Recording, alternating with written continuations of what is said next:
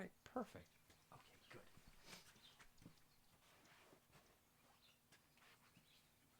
Okay.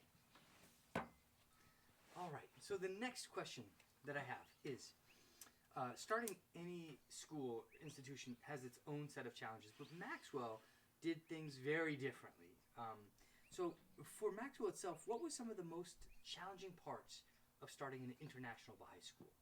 What were the components that were the most difficult?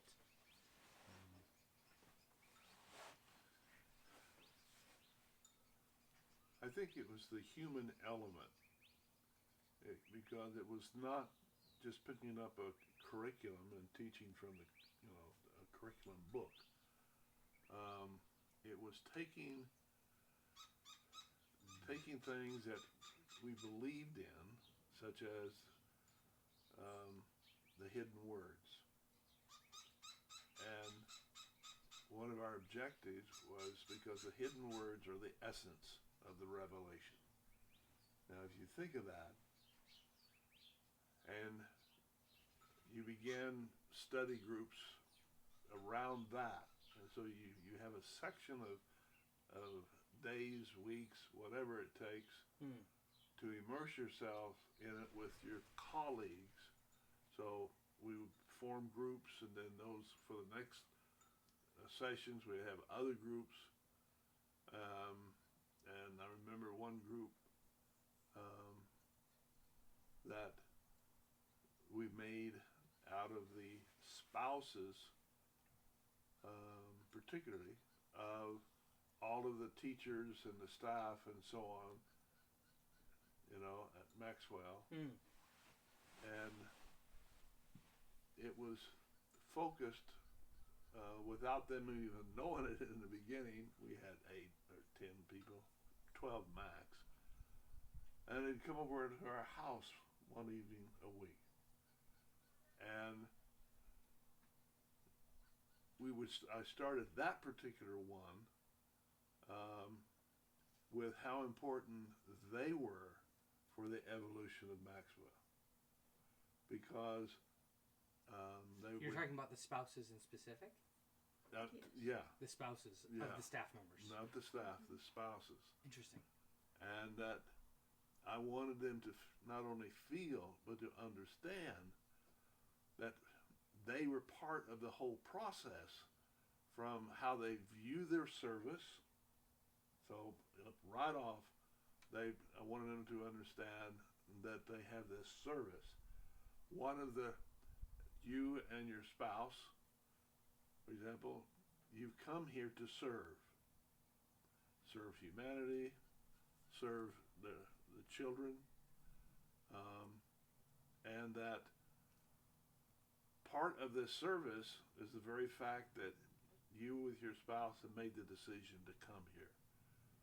And you both share in that and should feel the same pleasure of being here to focus on the spiritual development of all these children that have come from all over the world, to realize that they're a spiritual entity and that they need to develop that, and that your very act of committing yourself to come and then finding a variety of ways of how you are supporting that development. And they began to share, when they thought about it, how they in fact are sacrificing certain things that you would have shared as a family, but now the family has been extended to include all the children. And so we spent time sharing and getting the feeling that I'm serving just as much as my spouse is serving, because I've sacrificed my job, my whatever, to come and support his or her activities, when in fact I am whole and complete with that service. As a unit. So anyway, I think that the question. Um, how did you phase So, it? essentially the question is, what is the most difficult thing about Okay. starting a school? And Yeah. one of the things you mentioned is bringing the staff on board, but then also making sure their spouses Yeah. are equally on board. Right. So going to the next step in relationship of getting the vision to be understood and agreed to. Yes. Uh, there is and would I think always be that you will never all think totally alike. That the diversity of their opinions and their rationales why they think or believe that particular direction. And so when we commit ourselves, we agree to the very fact that I'm here for this. Then how we function to actually accomplish that goal. This person, accomplishes it this way. This one does it that way. But we all end up in the same thing. Right. And so just like a successful marriage, you may not always agree the same things, but you all believe in Baha'u'llah and the revelation of God, and therefore that's where you're going to end up because you recognize that first. Everything else comes around. You say, I'm not prejudiced. Well, let's see what Bighorn has to say about that. Right. So essentially what I'm hearing is that you would have to help define a purpose. Like, this is the ultimate destination. Yeah. And then we may have various ways of getting there. Oh, yeah. And through the consultative process, we work through that. One of the quotes that I'll never forget, you always mentioned it, is the quote, one is about volition, and then the other one is very simply, is your way is a way, not the way.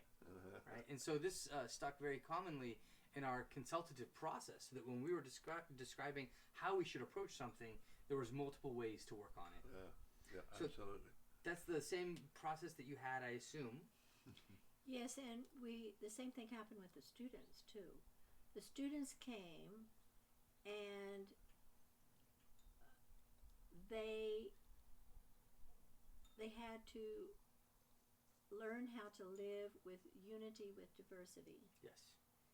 And in order to do that, they had to learn the skills for conflict resolution. And they had to learn consultation. What is true consultation? And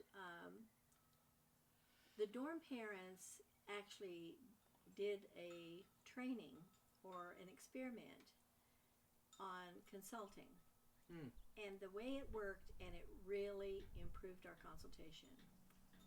We had a recorder, an observer, and a reporter.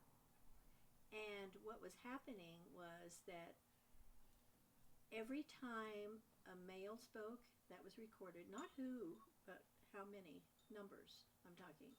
Every time a female spoke, that was recorded. Every time there was an interruption, that was recorded. Every time someone spoke said the same thing the same time. Just different things like that. How many interruptions and so on. And then after a while, that at the end of our meeting, that was reported. So it really made people stop and think about, maybe someone is very quiet, maybe someone's talking too much, maybe someone's interrupting, maybe people aren't listening, So we did that with the students in some of the dorms, and learning to live together. Like, I learned so much. Right. Like when I thought one of the girls who happened to be native,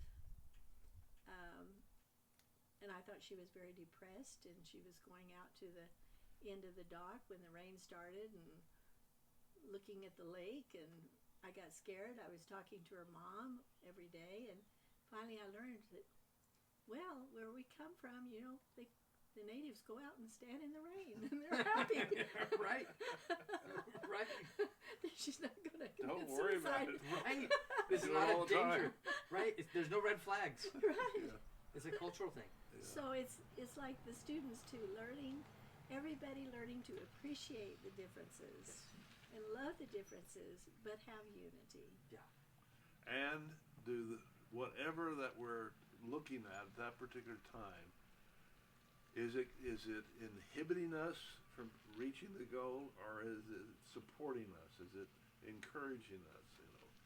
And so when you look at it, if it's going the correct direction, it's just taking, as you said, another path to get there. Yes. Or they have to think about things for a while. That's why they're quiet. They're thinking about things. That's right. They don't have an automatic response. We have one individual on our LSA. We're on both on the LSA. So for some reason, he'll bring something to the LSA, and we'll start commenting on it and da-da-da-da. And then he'll say again, and then he'll say it again, and and so you have this. You said it. Now let go of it, and let the LSA, and when everybody understands the issue and has an opinion of this, and we know what the opinions are and everything, then we're ready to take a vote.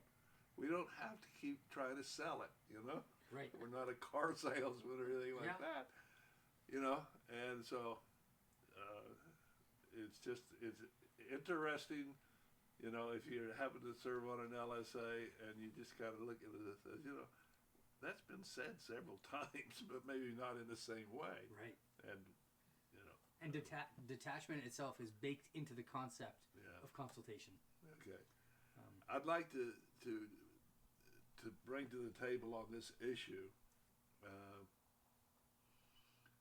There was, and I think I can name a name. Well, I have to name a name because anyway, Mark Miller was your English and social studies. For me, social studies class. Social studies and so on. I'm not sure about I guess some of it was there for social studies also. But he took to heart the concept that the hidden words are the essence of the revelation, and that it's very important for us to memorize. And so he would take a hidden word, and if you weren't in his class, you wouldn't know this, but he would take a hidden word and present that to the class, and then the class would take some time and make sure that everybody understands what what's Baha'u'llah trying to say here. And then he would say, by the end of the week, you will give the interpretation of the writings, and you will be able to recite that in class. Yes. Okay. And so it comes time for class, and he goes down the list of students. You get up and you say it. Okay. And then when he's through presenting it, Mark would make some comment or something, and then he would say to the class, does anybody have a different opinion of what it means? And a couple of hands would go up, and then, okay, let's hear what you got to say. And then that repeat the process, and say there's 12 people in the class, and very often you'll come close to having 12 different visions of what God is saying here. And so going back to the pathway, that how many times have you read a quote and then say, gee, I never thought about it that way. Right. And right. so it's a word, it's a phrase, it's this or that. and then suddenly you realize there's depths and understandings and everything, but they all take you the same way. You know, so it's emphasizing this or tying this to this, but you know you're going that direction. And so that was a curriculum thing that I kept after. My role was limited, but that was one thing that I thought that um, emerged because of a teacher, Mark Miller. Dan Vinecourt did a lot of that. Well, yeah, and Dan's was different in relationship of memorization and things of this nature, giving strategies to make it easier to memorize and to call quotes and so on. He was very good at that. Yeah. In my English class, with I think it was in combination of grade 10 through 12, as far as I remember, we memorized a hidden word every week. Oh, you did? Yeah. Okay. And for us, it was part of English. It may have also been part of social studies and history, but it was essentially, as far as I recall, it was through Dale Robertson at the time. Okay. And so we memorized these quotes. Yeah. I'm going to pause this for a second because I want to grab that charter Oh, yeah. so I can read. Okay.